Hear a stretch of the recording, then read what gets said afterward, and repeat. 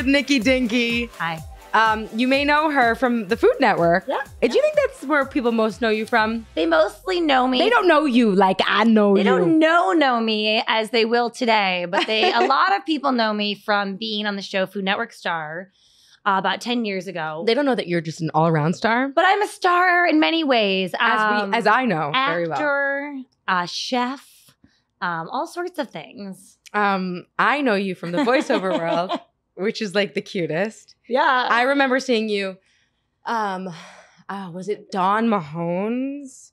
Probably. Bar None. Yeah. And we were in the waiting room and you were like, I've been doing these like, I don't know, food things and I think it's cute. I'm into it. And I was like, but you're an actress. You're like, I don't know, I could do both. I could do it all. And then you did it. So it's so funny because now I've been so food focused for the last 10 years. And if anything, especially starting with that show, because it was kind of my first foray into food entertainment, I specifically didn't tell anyone that I was an actor. Oh. I really didn't want people to not take me serious in the food space. And considering I didn't have a restaurant and other things of, that kind of level of legitimacy, I wanted to make sure that people knew I am a serious food person, which I am and was. Hahowever, in my little midlife crisis I'm having this year. Yeah, it's good. Mazel tov. Yeah, thank you. I turned 40. Wow. Happy birthday, dude. Thank you. Actually, we're celebrating tomorrow. My husband says that when he turned 40, he had like a mental upgrade. Yeah, so I think it's definitely a midlife crisis, but in a really good, healthy way. Great. Let's talk like about that's that. great, right? What does that even mean? It means that I'm rethinking my whole life. No, but seriously, I think that the idea of turning 40, in so many ways, it just felt like, all right, now's the time. We're either gonna dye your hair pink or shit or get off the pot. I mean, it felt like this very, like any hangups that I had personally, like when am I going to stop doing this? Because I'm 40 now. Am I really still insecure about this or hung up on this or still worried about this? So it was those kind of things. And then it was in my work life, a lot of why am I doing just food? Like, why am I not just doing anything that makes me happy? And then what things are making me happy? Like what? What do you want to do? So like truly, I'm going to be real honest. I was like, I am not starting a podcast. That's lame. She says on my podcast. Everyone does podcasts. Well, not as well as you. Thank you so much. But you have these thoughts and I'm like, I don't know. And then I was like, but that is what I want to do. Oh, great. And so who cares? Who cares if it's a little saturated or whatever? I just need to do things that get me jazzed in the morning.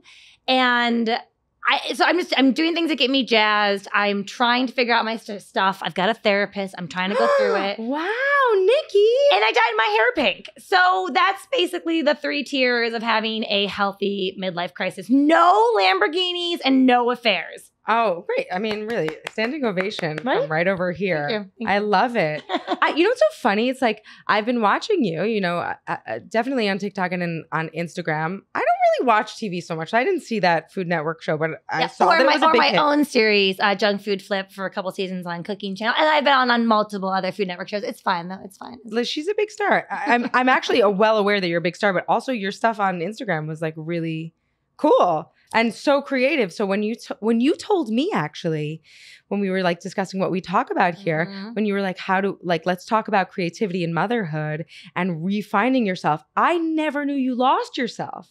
Well, that's good. That's good. Because I've been kind of faking it till you make it for a while. Tell me more. And when I think about seeing you in those voiceover auditions or whatever it was, like that was all faking it till you make it. I never felt confident or like good in that space or like I'm got this. And I just felt like you, oh my gosh, like you had your shit together. I looked at you and I was like, now that's like a real actor. Wow. Weird. I mean, I truly like there's about 3 or 4 people from that time in my life that I think, ooh, they like, they were the real deal. And so when someone, like when you reach out to me and you give me any sort of accolades or ask me to do this, it's just these reminders that I've had this last year where I have to kind of tell myself I need to kind of get over this insecurity and that like I'm not here, But so yeah, it's figuring a lot of that out. And I'm just so over it. I just don't think you can be 40, at least in my mind, and still like be so insecure. I would never think that you were. Because in that conversation, by the way, at Bar None, you were like, I just get to have fun. And I was like, I remember that moment because I never heard of anyone just getting to have fun. I thought we were just like trying to make it and money, which we were. Accolade and success and the next credit and do my agents like so me? Intense, you know. I mean, don't get me wrong. I think I had moments. You know, I've had lots of moments along the road, but I think in this last year is the first time that day to day, I'm like, oh, I'm okay. So an interesting thing talking with you is that I recently am seriously considering getting back into acting. Let's do it. Which is a funny thing. And I had an hour-long session with my therapist today about whether or not I wanted to do that because there was a part of me that was having reservations about it. I wasn't even really sure why. And I think a lot of it is really looking back on that time in my life. It felt like everything was about this success. Yeah. And maybe if I can book these roles and get these credits, like I'll be enough, you know? And I felt like so low on the totem pole and the agents were just these gods and anything they said, I was like, yes, I'm free. Of course, of course, of course. And with food, it wasn't like that? Well, so that wasn't really a very happy time in my life. I loved the work, but the whole grind of it wasn't like fostering happiness. And then I think when I found food, that was one of the first things that like, it felt like I was having more success at it, yes. And it felt a lot more of a self-motivated creative project that I could do myself and produce myself. And I made myself a food personality. I just loved cooking. And then I put it on YouTube. And then I started a site. And then I found a radio show that wanted to put me on air. And then I kept going to the Food Network and saying, I'm legit. And finally they believed me and put me on TV. But it's like the food was me taking control of that, doing something myself instead of this desperate actor just going into room after room, hoping that they choose me. And, 9 times out of 10 being very disappointed all the time. 9 times out of 10. So I think that's you probably were there for some of that start of this new light of like, hey, this is something that feeds my soul, Yeah. And now I just am kind of asking myself that question again. You could do both. Everything. You said that your twins are 5 years old now? And you have an older daughter also? Yeah, I have a 7-year-old and I have twins that are turning 5 this summer. And I do think for those of you out there with younger kids, I think it's like 4.5 is a huge turning point, or at least has been for our 3 kids.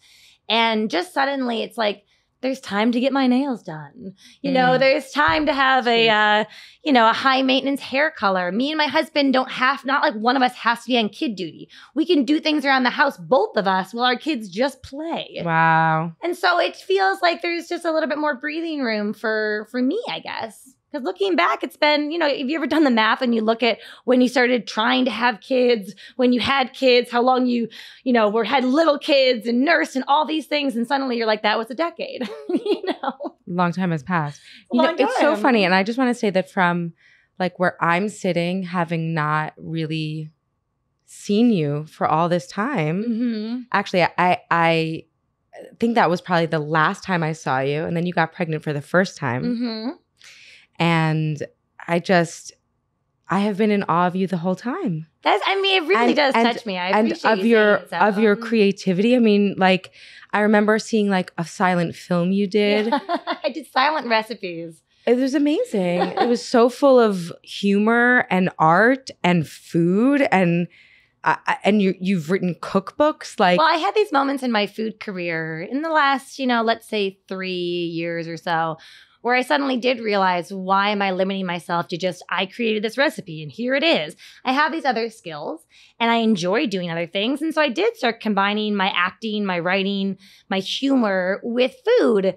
And those are some of my most successful things and adventures. They're amazing. And it's just like another reminder to never turn off sides of yourself. Like find ways to, okay, so I do food, but I also do these other things. How do I combine them? Because that's going to also make you suddenly in this elite class of doing something that other people maybe aren't. But at the core of it, what I realized, and I truly only realized this in the last year, is that I'm a really creative person. Like extremely. You walk around like looking like a fried egg while she's like teaching us about making eggs. It's like I wildly dress up as an egg. It's like egg wildly earrings, creative. and then I have a yolk vest, so it's like a cool egg, like in a modern way. And you like have to see somehow look sexy. It's like, a little sex never hurt anyone. I mean, yeah.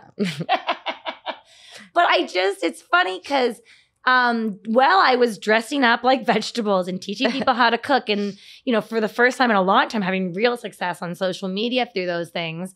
I think it was my nanny that said, gosh, you're just so creative. You are. And she was like really in awe of just simply my creativity. And I thought That's to myself, moving you? Yeah, I really was like, I remember I was really awkward about it. And I later had to be like, hey, I appreciate what you said the other day. I was really awkward about it. I just didn't know, like, I was awkward. Like, I'm weird.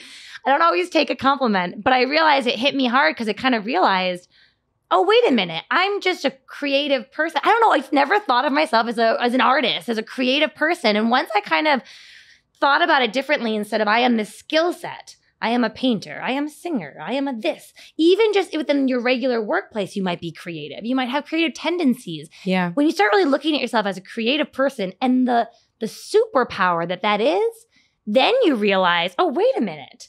Like, I can do lots of things. I'm a creative person, and then I do different skills. I do different things.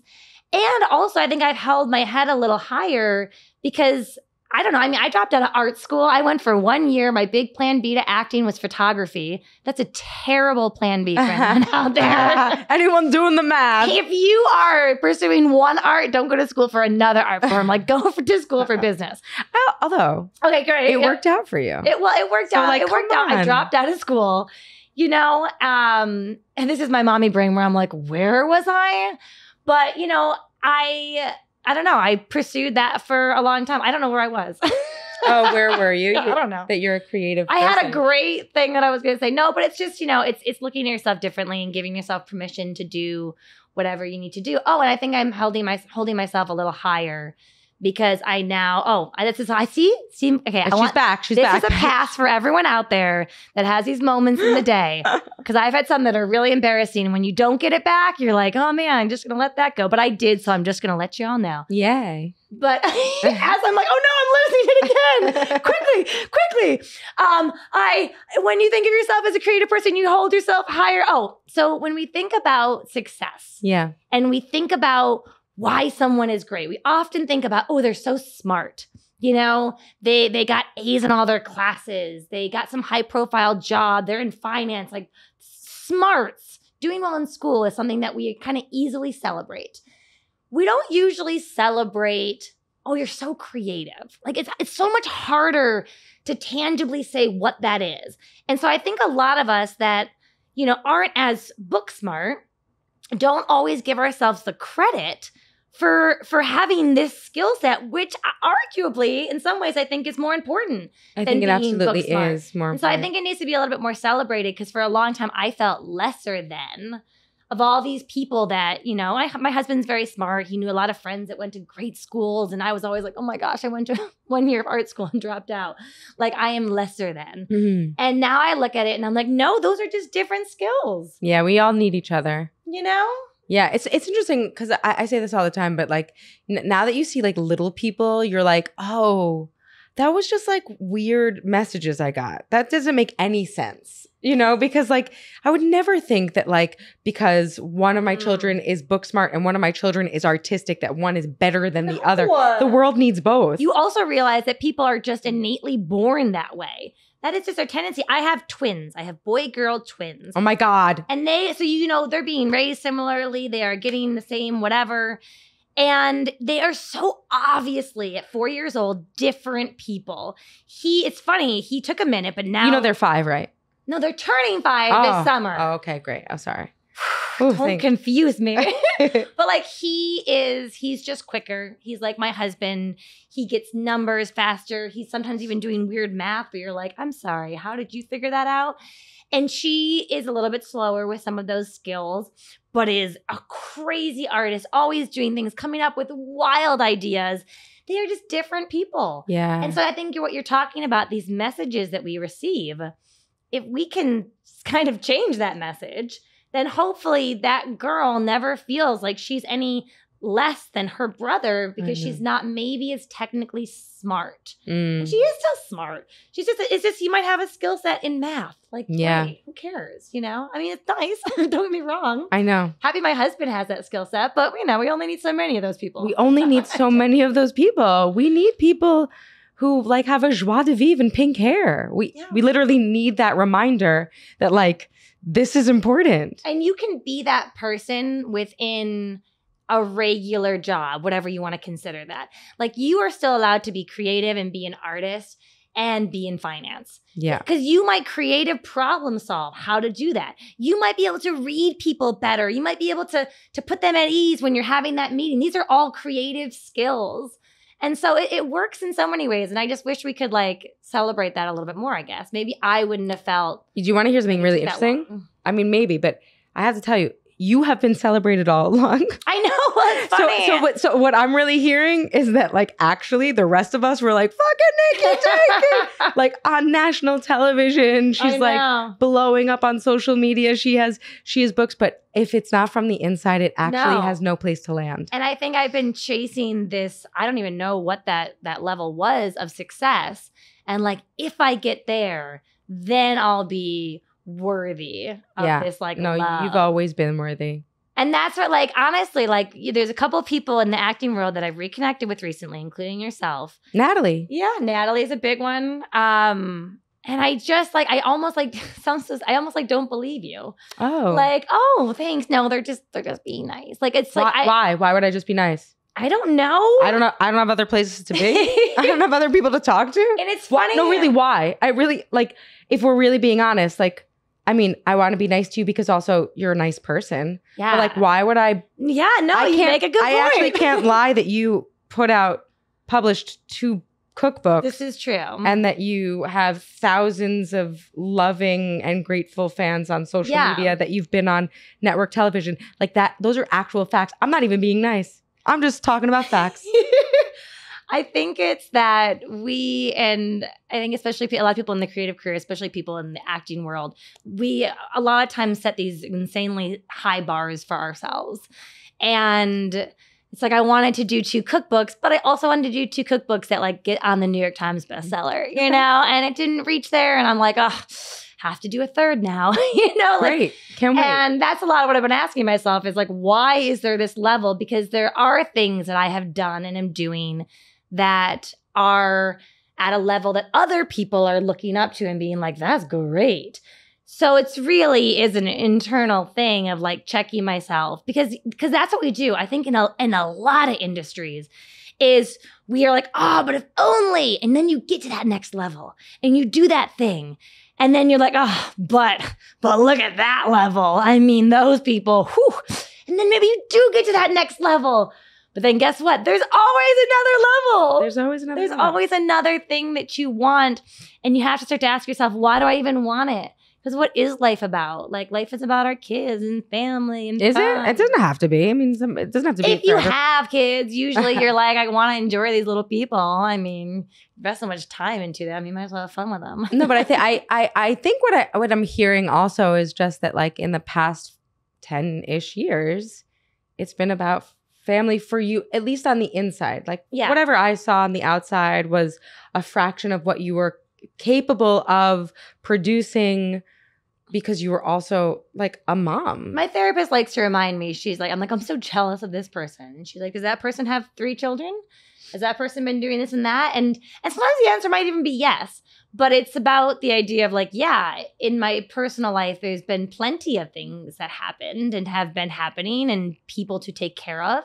And so that's probably one of my things I work on is if we can celebrate the personal successes, then those become the same check marks and the same successes that build you up like your work in someone like me who needs work very desperately. Yeah, you do, like just to feel like yourself. Oh, desperately. So I need it. I need work to feel like myself, to be the best mom. For sure, I need to be creative that day and do something and have some successes. That's just part of me.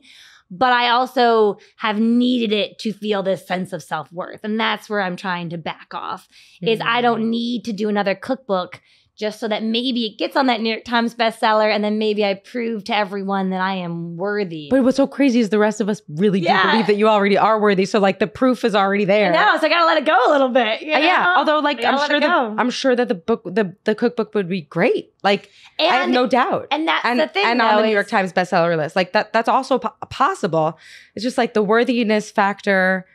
It already exists on the outside. Well, and I think you need to look at what you're doing, especially when you do have a young family, because there's so much time spent there. So it's like, what else am I doing? Like, where am I spending my other time?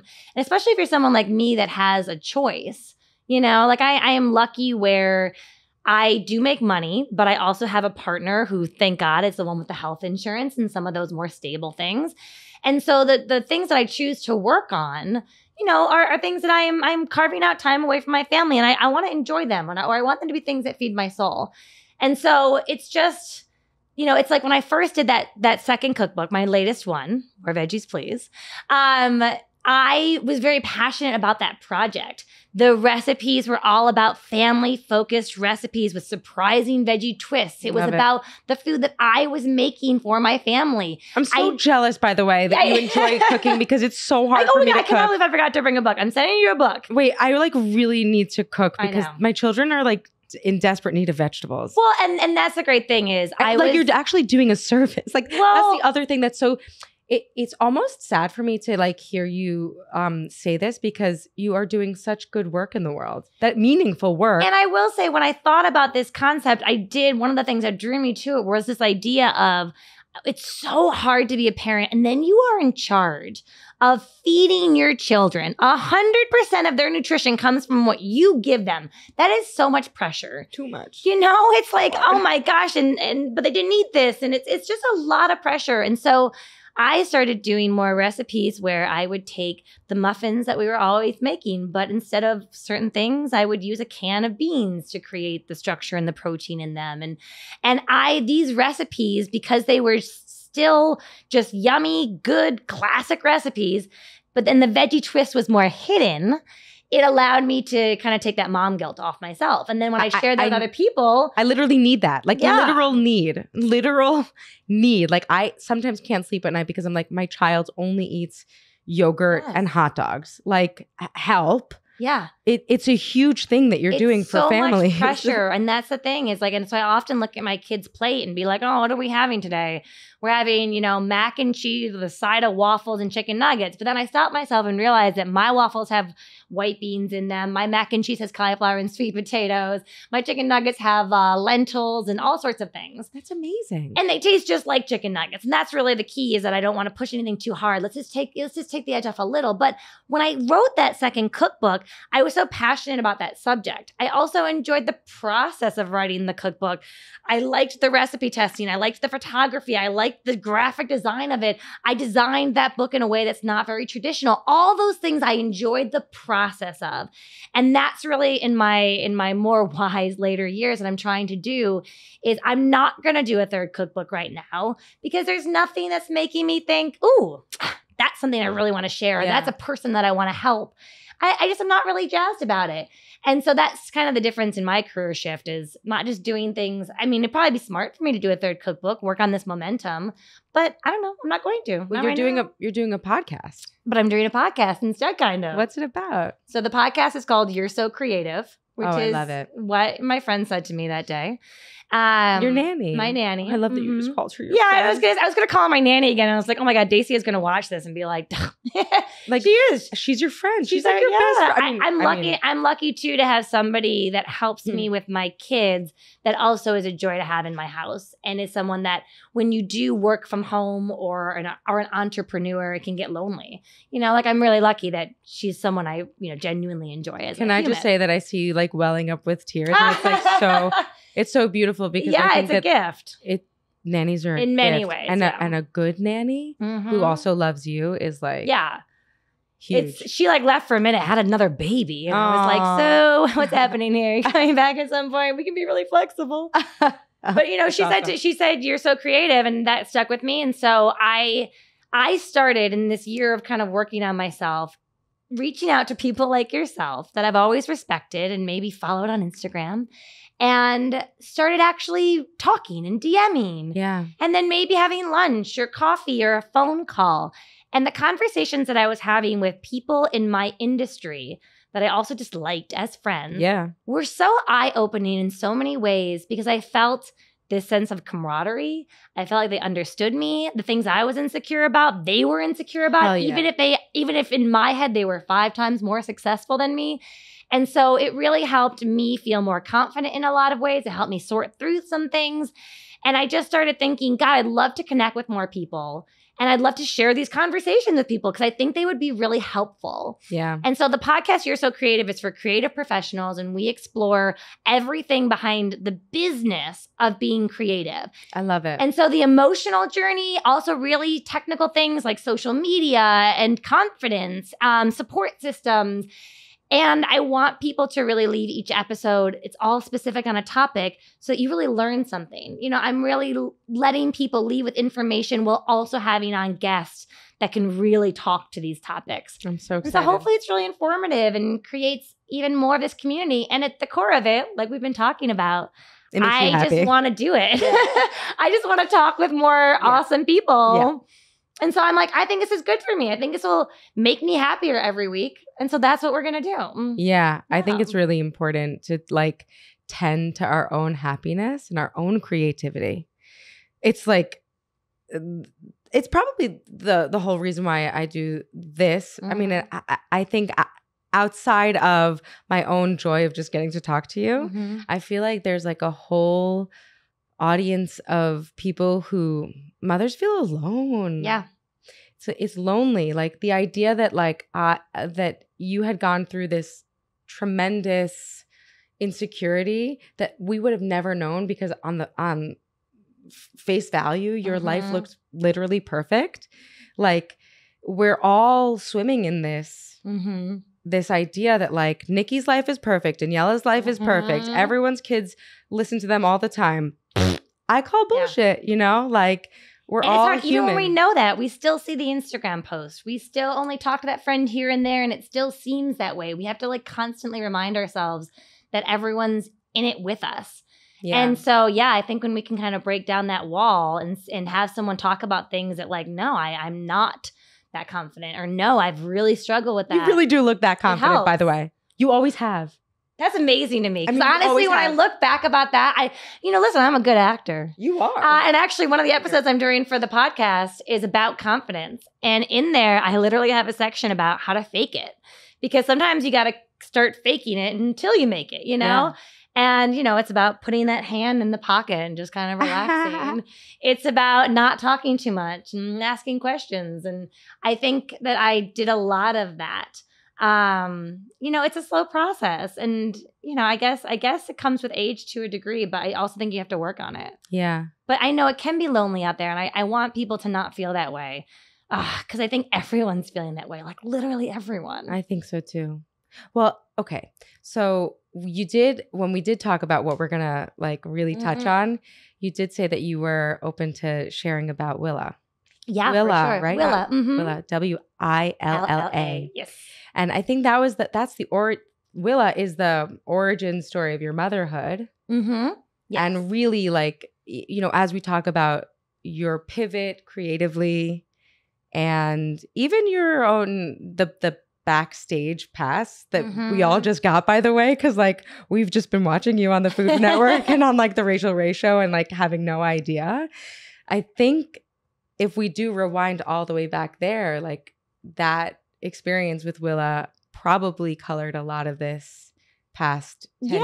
And I never give myself a pass for that. So we started trying to have kids about, I guess, 10 years ago, right before I went on that show, Food Network Star. I remember when I went on the show, I had to bring a pregnancy test because I was still unsure, like the last one, I could be pregnant. And then when I came back from Food Network Star, I actually told my husband, maybe we should like pause on this whole baby making thing for a minute. I'm suddenly going to be on this huge show and I don't know. And of course I was like already pregnant. Yeah, of course. That always happens. Like the moment, And so we got pregnant with my daughter, Willa. she had a cystic hygroma, which is something that they check for around 3 months. And that's a little extra fluid on the back of the neck. It's something that you're always checked for. And it's really just an indicator that something could be wrong. So she did have a little fluid on the back of her neck. And so they recommended genetic testing, which we did.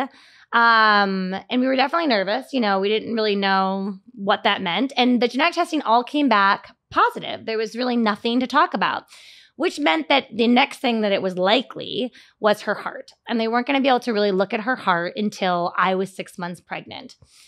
And so we spent, this was our first pregnancy. I don't know, I was much skinnier. We spent 6 months hiding the pregnancy. And I hid my pregnancy the first time for 6 months. Yeah. Really told almost nobody because we were going to, at 6 months, see the state of her heart. And they told us there was a very good chance that she would not live outside the womb if they had the condition that they thought she might have. How did you handle that for 6 months? I don't know. I think you just start to blindly go through each day. And it was a terrible pregnancy experience because we were so ready to be parents.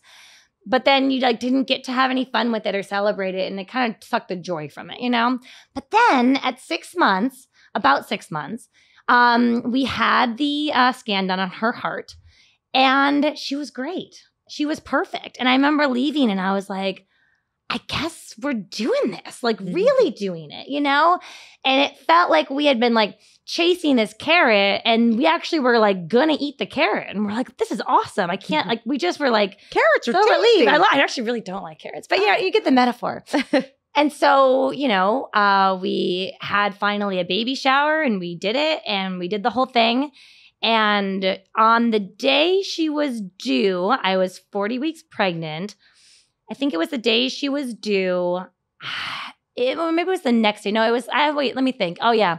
The day after she was due, that morning, I didn't really feel her. And I thought, when did I feel her last? And I couldn't remember a ton of action like that night before. And so I started being conscious of it. I started, we like to go out to brunch on Sundays. So we went out to brunch and I was like, I'm specifically going to have, some orange juice. She always like that. She'll start moving when I have some orange juice. She's, whatever. And, my husband was definitely more nervous than I was. And I was like, it's fine. Don't stress it. And we had that brunch and I still wasn't really feeling anything. And, at that point, she was estimated to be about 8 pounds. So she's a big baby. We should be feeling something. And so we went back home and still wasn't feeling anything and finally was like, okay, I think we need to go get it checked out. But in my mind, it was still it's a million things go wrong when you're about to have a baby. Your fluid's low. They need to induce you. It's just I was like, okay, we might just be having a different birthing experience than I was planning on. So we went to the hospital and we didn't even get admitted. We were just in those initial rooms before they get you a room. And they scanned us and they couldn't find our heartbeat. And it was that simple. That was it. And it's unbelievable that you can spend so much time chasing that carrot and so excited. And then it's just that's it. That's the end of the journey. And it was just this huge disbelief, we just didn't understand. And then it becomes a very technical thing of how are we getting this baby out of you? Right. Which I will say you never think about. When we think about stillbirth, you just don't think, okay, well, I lost the baby. Now what are you telling me? And they did not want to give me a C-section because that would be surgery. And when there's not a baby to look after, there's no reason to put the mom at risk. So they highly recommended that I be induced. And I ended up giving birth to Willa at 8 pounds, 4 ounces, naturally. And we were very unsure what was going to happen. The whole time that I was delivering her, I had my eyes closed. I think in my head, I thought, oh, we're just going to move on. Because we had a miscarriage before, and this is going to be the same thing. We're just going to have this experience, and then let's get back to the drawing board. And I literally had my eyes closed the whole time. They kept asking if we wanted to see her. My husband felt like he did. So I said, okay. And I can't imagine if we hadn't have seen her. I would have, I always say that part because I want if anyone is supporting someone going through a stillbirth or unfortunately has a situation, like, you hold that baby, you know? Because that's all you get, you know? You don't get the whole lifetime. And so take what you can get and hold that baby and take their picture. We took pictures, and I remember there was someone, a professional photographer, that offered to take pictures for us. And we were like, no, that's weird, you know? And I mean, looking back, of course we should have.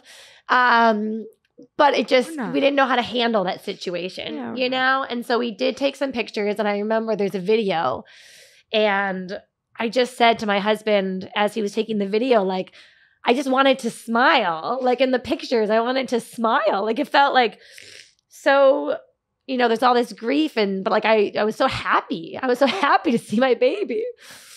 So, you know, we took our pictures, and we held her for a while and didn't really know like when to like let that go. And in New York, the sun can kind of bounce around the buildings from one window to the next. And we were in no way facing the sun, but it had bounced off another building and like came in our window for this very short period of time. And we just felt like that was it. And so then we gave her back. We had an autopsy done on her, and she was fine. They couldn't find anything wrong with her. Wow, really? We got no answers. And then we just suddenly went back into this life with no baby, you know? And you forget how many people, especially because I was full term, saw you pregnant and expected you to then have a baby. Yeah, I actually haven't seen you since. Yeah. And so there's all these awkward conversations. I actually, on the finale of Food Network Star, because that's shot after the fact, I was like 6 months or 7 months pregnant at the time. I had a huge belly. And so you walk back into our building. We lived in Manhattan at the time.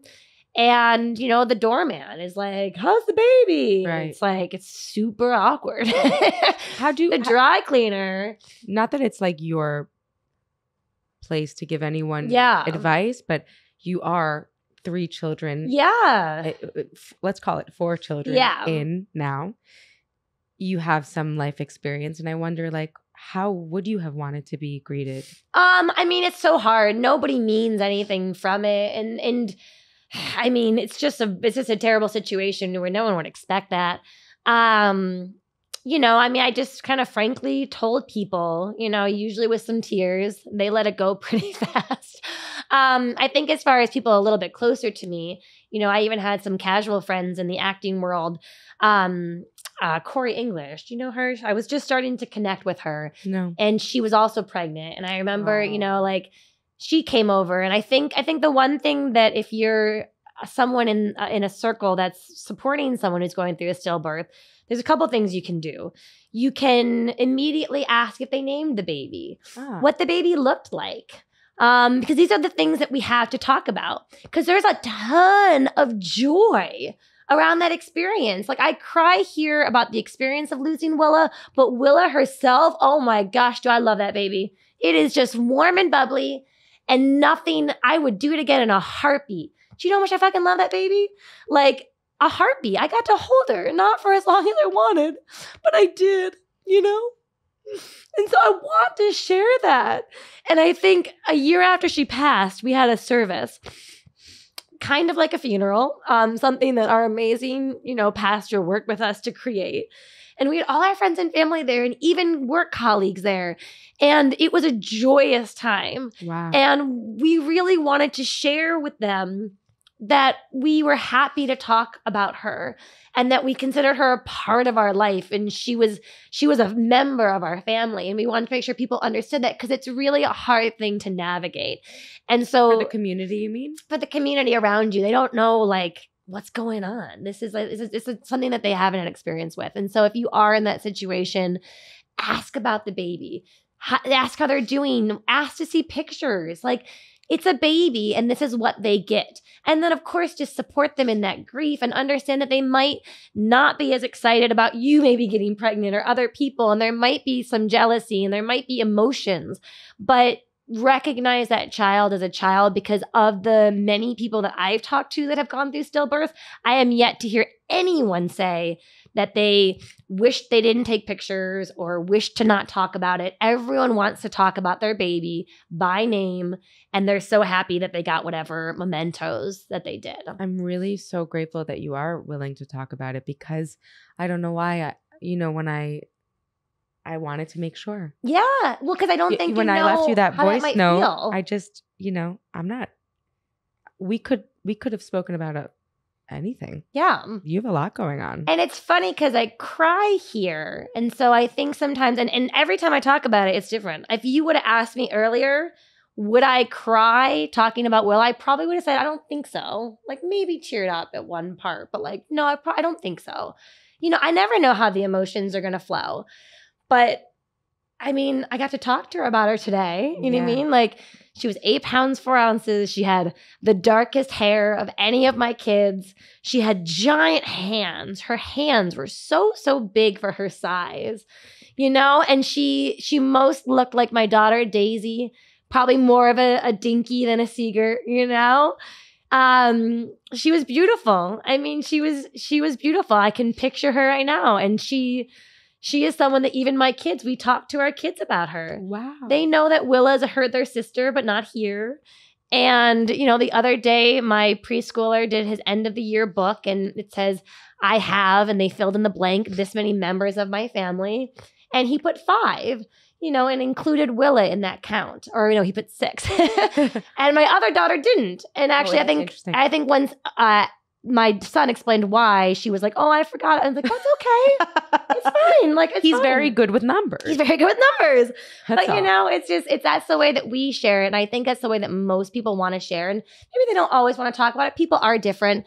But I do know that I've heard a ton of stories about, especially maybe in the last generation, this was something where people would come to their home and remove all the baby stuff and just pretend it never happened. And from the personal stories that I've heard of people in that scenario, that never ended well, ever. You mean like emotionally? Emotionally. That was always traumatic between the relationships of the family, the mother. It just never has. So, I mean, I don't want to speak for everyone, but I would say ask about that child. Talk about it.